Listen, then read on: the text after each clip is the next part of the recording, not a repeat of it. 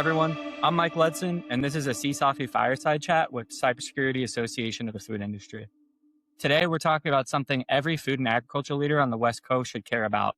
What happens when a cyber attack does not just hit business systems, but it stops a production line, breaks the cold chain, or puts product at risk? And I couldn't have asked a better guest to walk us through it. Scott, before we get started, thank you for stepping up as a board advisor to CSAFI and supporting our mission to help the food and agriculture build real resilience. It really means a lot.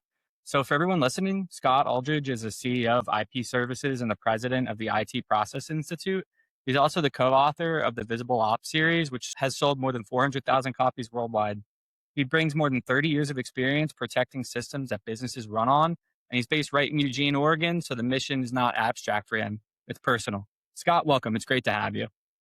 Yeah, thanks for having me, Mike. I'm excited to be here, and I appreciate the invitation. And I've been very honored to be a board advisor for the Cybersecurity for the Food Association. That's been a great adventure, and learning to grow and spread the word with the rest of the team at the association. Absolutely. So CSAFI has said the food sector is one of the widest cybersecurity gaps of any critical infrastructure class. Why is food and agriculture such an attractive and soft target right now? Yeah, well, I think first, as you shared, I've spent a long time, protecting systems and really delivering technology. And I'm particularly interested in the food and agriculture industry. Here in the Pacific Northwest, I see that it's one of the most important industries here in the Northwest, and honestly doesn't receive the cybersecurity attention that it does deserve. And so that's part of my passion, as it is in writing my books and working with a variety of different organizations and other industries as well, but really excited to really make a change for that. So back to your question, I think you were saying, why is the food industry such, a big target for cyber criminals, or was it another question? Yeah. So why is it such a big target right now, especially for cyber criminals, right? So Yeah, I think really there's, two reasons. Number one is that the, food industry and really the ag industry as well is very highly connected, right? Years ago, you used to have isolation of systems, the way the production systems work. They were different groups. There was a lot of manual intervention of what's going on. But in today, it's a very automated production, right? There's lots of even robotics and things going on. You have SCADA, older systems going on, PLCs going on, cloud systems. There's vendors involved, third parties that are accessing things, corporate network systems that are tied in sometimes to the production system. They're all interconnected. And that creates a big efficiency, but it also creates a big attack surface, a big pathway for attackers to be able to infiltrate and cause problems. That's what the threat actors do. right, absolutely, and that leads perfectly into visible ops, right? You've built your approach around people, and processes, and technology, and that equals operational resilience. For a plant manager or a CEO right now, like what does that mean? Yeah, and to finish my earlier thought, really, just the thing is the impact, right, to the business, the cost of being shut down, lack of production, right, fish spoils, milk sours, right. This it's a massive impact if there really is a breach in that big attack surface. So every minute of downtime is lost revenue, and that's really important to the business, right? I mean, uptime is, you know, expected, and it's the only way to be profitable, especially when you're dealing in an industry that has super tight margins and high margins and very high volume and that kind of stuff. But to your question about visible ops, it really is about people, processes, and technology, right? Cybersecurity is not really just an IT product. A lot of people like to kind of put it in a box, if you will, or try to over systematize it. But the truth is, a lot of it is very practical. It's a lot about the people and your operational discipline, right? It's a lot like food safety, right? The manufacturing excellence comes down often to the three things that I just named. It's also people, process, and technology, right? Who knows who's owning what piece of it, right? Who's training the staff? How prepared are they? Are you managing the vendors? Are you managing your products when you have incidents or issues that come up? And then when we think about breaches, right? Most leaders, they don't understand the blind spots. The attackers are not that sophisticated necessarily, but yet others get very sophisticated. And so people can often be the weakest entrance. Some of the latest statistics show that 70% of all cybersecurity breaches actually start with the end user or the endpoint. And that could even just be a third party that's accessing your systems. And when we think about the process side, right, do you understand your asset inventory? Do you even know what a particular threat actor could get at? Or, and do you understand change management, right? In our original book, the Visible Ops series, we really have 3 foundational processes, and they often get overlooked. And it really comes back to some studies that we looked at. And in those original studies, 70 to 80% of all IT downtime and failure, lack of availability, was correlated to some unapproved, unauthorized, untested change. So the working thesis of our book was, where do we get best practices in change management? And we got that from ITIL, the IT Infrastructure Library. Way back in the day, not real popular. Now, a lot of people know about the ITIL as a really great IT service management framework. But we looked at those particular practices. If we do a really good job at change management, we're going to knock a home run out of availability. And the truth is that in order to do effective change management, you have to know your assets and your configuration, which is really about the processes, right? These 3 core processes become kind of closed loop. We work from one well-known good, secure configuration, knowing configuration management and our assets. We introduce change through process, and we move to the next well-known secure configuration. So every time there's an update or a patch, new vulnerabilities could arise. That's really important. But let me skip forward to my most recent book and the interesting connection that historically connects to our original Visible Ops series. We also recognize, and here's the quip, that all security breaches actually happen because of a change or a need for a change. If you think about it, either somebody's going to brute force, right? We're going to do some kind of a man in the middle kind of attack to be able to garner access, make a change so that you can go east to west inside the network or the traffic or the systems or the production systems. And the truth about it is, the other way is I'm going to fish fire somebody. As I shared, most breaches start with the end user. Convince you that I need access, or I become you, and now I have untethered access to all the systems. So again, here we go. Process is so often overlooked, and people jump to the technology. They overlook the people and don't realize that those first 2 people processes are really important. They work together and kind of becomes your ultimate backstop for really good cybersecurity practices. And of course, we're going to talk about the technology, right? Understanding what are the right tools. I joke a little bit in my Visible Ops book, a fool with the tool is still a fool. The reality is you need to really understand what is the right layers. And we really look to zero trust as really a best practices. It came out really in 2010. It's really least privileged all the way out to the edge thinking. And we've been preaching it for about 6 or 7 years as really our de facto framework for how we think about really good practices in all the layers of cybersecurity, which are so relevant to the food and the ag industry, especially. So again, having backups that are mutable and air gap, that are scanned for ransomware, malware. Do we really test those backups? Do we truly know? Are we just trusting because somebody said the backups are good? Just one example, right? There's so many more pieces of the technology than those layers that need to be thought about. Even just the basic ones, like using really good MFA practices, multi-factor. A lot of organizations still aren't. Anyway, I answered long on that one, but hopefully get some good insight from that. No, absolutely. And like, I agree with that, right? A lot of it's visibility of like, what do we have? How do we secure what we have already? And how do we train our staff? And training is a point that really hits home because you're only as secure as your weakest link, right? So if your newest person doesn't know how to combat social engineering, that's your easiest access point into an organization. So I agree. It's something I've always said too, is that cybersecurity is the people business when it comes to customers and who we work with day to day. So, we'll make it a little concrete because the Pacific Northwest, runs on seafood, Portland, Seattle, the Puget Sound. Let's walk us through like your average risk on a seafood processing line.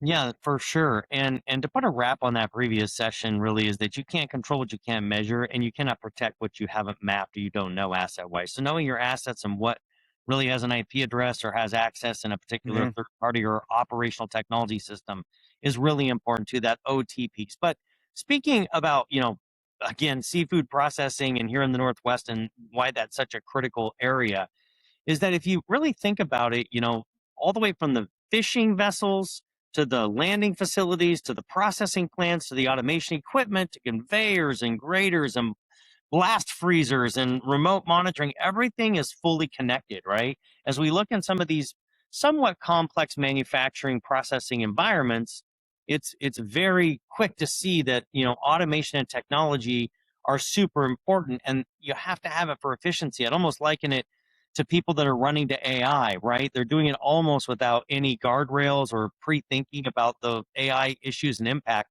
There's a little bit of that, everybody's running to that. We see a lot of automation that people are running to in this particular industry, but they don't truly understand what risks, right, that are really being presented by all of the interconnectedness. So that's the big piece that I think is interesting. And so if that gets shut down, right, somebody breaches some kind of even a fancy conveyor system, and they're able to use that operational technology to access or garner into deeper parts of the network. We call it going east to west. That's why we like to separate through microsegmentation and zero trusting those OT devices. But again, the impact is huge. Production loss, food safety risk, revenue loss, contracts that you could be liable for. It all could happen all at the same time. Very, very devastating to a business if you don't understand how it's all connected. Absolutely. It's just a big domino effect. And like we know too, like there's a different timer for fresh versus frozen and the seafood industry as well. And we could take this over to dairy, right? We'll switch from, seafood to dairy. You're in Oregon, so I know Tillamook is nice and close to you, and that's a huge part of the region. So what would you see as the biggest risk in dairy right now? Yeah, I think when you think about, the even the frozen side of stuff, right? There's a risk with that, right? Every 24 hours, 40 hour, right? Things it unthaws, it's spoilage, it's a huge issue. But particularly about, dairy processing, I mean, it has some unique, things that are connected to it as well, right? There's a lot of automation in that process. Refrigeration is huge. Even contractors that are accessing, systems and tuning them and creating, a lot of analytics in those areas to reduce cost and to maximize, product efficiency is really huge, right? And there's a lot of OEM manufacturers that make a lot of the other pieces, that are tied to dairy to actually all the way from, the machines that can milk cows, right? It's very, very connected. So you've got OT technology, you've got third parties involved, you got specialized systems. Yes, some may have VPN going on. You have your corporate network that a lot of times that's connected to get data out of. It's again another area and another part of the industry that is highly susceptible and has a huge attack surface and big risk mainly because of the third party operational technology. That introduces another layer of risk that's often just not thought all the way through or addressed. But corporate network risk is real too. A lot of the right layers don't always exist there.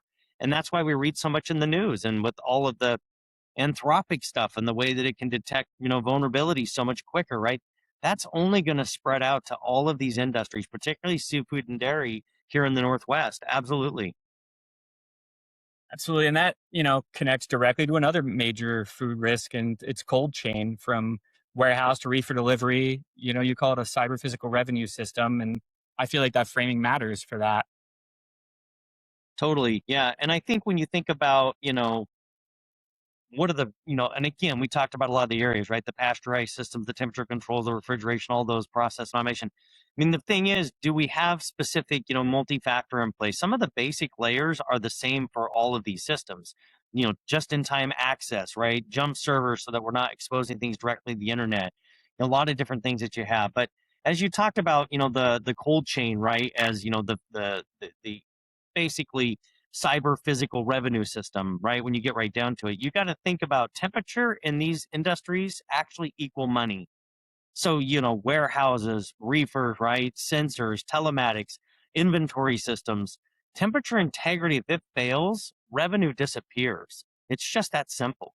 So these systems have to be up, they have to be reliable, they have to be secure. Absolutely. And I feel like a lot of this sits with third party logistics providers as well. Yeah. Cold chain failure is bad, but even just having verified records, right? Falsified temperature records are even worse, right? If your system says it's Absolutely. 34 degrees, but it's really 50 degrees, you've now got an unsafe product and unreliable evidence, and you could be liable and responsible for that. We haven't even touched about how the insurance companies are really cracking down. If you even have valid cybersecurity insurance that covers all of those things, what will they cover? Won't they? Will they cover? Won't they cover? When so many claims are being denied because they're getting smart, that if you're negligent and not being responsible about the right security controls and systems in place, they're not going to pay your claim. And that's why 40% last year, up to 40%, were denied because they're calling out their fine print. You have to have certain controls. So that's another area that really needs governance and really should be looked at to make sure that you really are covered from a cyber insurance perspective as well. Absolutely. And the scary part of that is if you're reading safe temperatures on a screen, but it's out of spec, how long has it been out of spec, right? How long has this been happening? And I feel like that's why regional coordination matters, right? So CSAFI standing up Seattle and Portland chapters as a dual hub for the region. But as an Oregon guy, what do you think the Pacific Northwest specifically needs on this? Yeah, I think we think about being a great food corridor, right? Right, Seattle, Portland, you mentioned earlier the Columbian Basin, all that stuff, right? So I think that that's a really big important issue. But I think that you know, in the bigger scope of things, really it's really about making a priority, making sure that the executive, it's no longer an IT issue, or maybe you've got a cybersecurity, or maybe you've got a consultancy company or just an IT company or that you're working with. It really is a business risk and it's a business issue. And so bringing it up to the executive layer, getting it to the board, getting it to those stakeholders, whoever that is at the business, is really becoming one of the biggest challenges because they often just see it as techie. It's speeds and feeds and all the words that are used in acronyms in our industry. They really just see it as somebody else's problem. And the truth is, the business has to step up and has to own the risk because the risk is huge. And particularly here in the Northwest, again, where we have all of these different, specialized areas around, seafood and dairy and a variety of different agriculture. There's a lot of ag here, right? These are just really huge. And so these can disrupt national supply chains. There can be a lot of impact to your business. And quite frankly, after major breaches, 40% of businesses actually go out of business. That's a real stat from an IBM report. Yeah. That's that's rough. So let's make this practical for the processor listening who knows this matters, right? But doesn't know where to start. Say I'm a processor and I don't have a huge budget or a big security team. What do I do first? And where does CSAFI's complimentary revenue assurance assessment fit that company? Yeah. So I'll get into that. So basically just keeping it simple, right? Just you can kind of, progress over perfection is what I like to say. So the first thing is, have you mapped your critical IT and OT assets, that third party stuff we talked about, right? The conveyors, the machines, the refrigerators. Have we really looked at the full plant and made sure that we understand what are all of our assets and how are they connected? And then how do we start to do basically segmentation? We make sure that we don't have a flat network, as we like to call it, so that we have separate IT and corporate IT from our operational technology. Once we understand what we have, now we can start to intelligently separate it in a very secure architecture. That's very important. And then the third parties, right? I often go back to the big Target breach of 6 or 7 years ago, where one of the major, credit card stealing breaches ever happened, right? A lot of people don't know that story. It really came from an HVAC vendor. A threat actor found a weak VPN that was not Wow. patched, was able to get into their network on the HVAC, realized that they have management controls into all of the third party stuff that they were doing, the management, the third party that they were of the target HQ, which happened to be where the data center was located. So the threat actor crawled across that network of the HVAC, went in there, and early in the year, it was an April-May timeframe, installed a little tiny piece of code into their point of sale system servers, and then waited until November of the season to turn that on, and it exfiltrated and started streaming all credit card transactions, full card numbers, out to a data center out in a completely different part of the country. It was actually, I believe, in the Philippines. So you're talking about, the ability of third parties, the risk that they present. So number three, secure your vendor access, because your vendor's network now becomes an extension of your network. If they aren't following good security practices and protocols and they've got threat actors and breach potential, could be extended into your network. So again, number one, know your assets, IT, OT. Number two, separate your IT from your OT, segmentation, be smart, put an architecture in place. Number three, secure your vendor access. The story I just shared about Target. Yes. Number 4, and this is the first principle of zero trust, and it's in my book. It's called assume breach. No longer can we, pretend that we won't be breached. The smallest of players and businesses are being breached. $500,000 a year, $1 million a year, small revenue companies are being breached, let alone the hundreds of millions of dollar companies, right? Your size doesn't necessarily make you a target. Everybody's a target. So we start with assume breach. We assume we pretend, if you will, through tabletop and testing, we pretend that the threat just happened. We're locked up. Are our backups immutable? What the number one thing that these particular ransomware people will do is they'll come in, they'll sit for months at a time, they'll watch where you're putting your mouse. A lot of organizations think, well, we're putting it off site, we're putting it in another location, we're streaming it to the cloud, therefore we're safe, it's not here. That's not true. They'll see where you're going, then they'll encrypt your backups. And I have story after story where they've creatively found where the backups are and then encrypted the backups. So when I talk about immutable, I mean completely separate from your network. Air gap means there's air gap. They can't touch your backups wherever they're being stored. And before they're being stored, there should be testing going on and there should be scanning for malware and ransomware that goes on. So number 4, protect your backups. That's really, really huge piece and easy to overlook and easy to assume because the IT guy or maybe your provider just thumbs up and said, oh, we're good. We're doing a lot of snapshots of backups. We're really covered. Are you truly covered? Do you know? And from an executive's view, you really need to care about that. That's a really important thing. The only way you're going to know is to actually test through have an incident management plan and test that incident management. We call it tabletop more often than not, but I also think we should do real testing on those backups. That's not difficult to do in this day and age if you've got the right architecture on your backups. And then number 5, which is kind of back to that 70% of your threats start with the end user. It really is your identity and access management are just some of the huge pieces. You need to know who's accessing your network, making sure you've got multi-factor authentication and really good controls around password management and all of those things. Reuse of passwords. You should be using some kind of a password management system. That's really important. And then really have a good incident management plan. That's kind of a 6th one I'm throwing in there because where you really need to get to as a business is to be resilient, right? We assume breach is going to happen. It's okay. We have a plan. We may not love the fact that our RPR recovery point objective, our RTO recovery time objective might be 24 hours. We might be down for 8 hours. We might be down for 2 days, but at least we know we can be back up and running. We don't have to pay the threat actors, and we know we have a plan to get back up and running. That's really, really important. And that feeds into the revenue assurance, right? Not looking at it through just the lens of IT expense or cybersecurity, speak, but actually looking at our revenue as being assured by protecting what it is we have through proper cyber practices. And so we talk about managing by fact and not by belief. And that's where our revenue assurance assessment comes into play. We actually look at your insurance to make sure you've got the right plans in place. We talk about executive priorities. We give an executive presentation you could share with your board, but we really use real world testing, really penetration testing. We'll perform a penetration level 1 test into your systems, and it'll basically expose any vulnerabilities or gaps that you may have that are wide open that the threat actors could easily breach your systems or ransomware you. So we use a variety of different tools. We even use an assessment of value of data that's on your system that may not be encrypted or could be exfiltrated. So we use a tool and we actually put a value on what that is through a third party. It's not our valuation.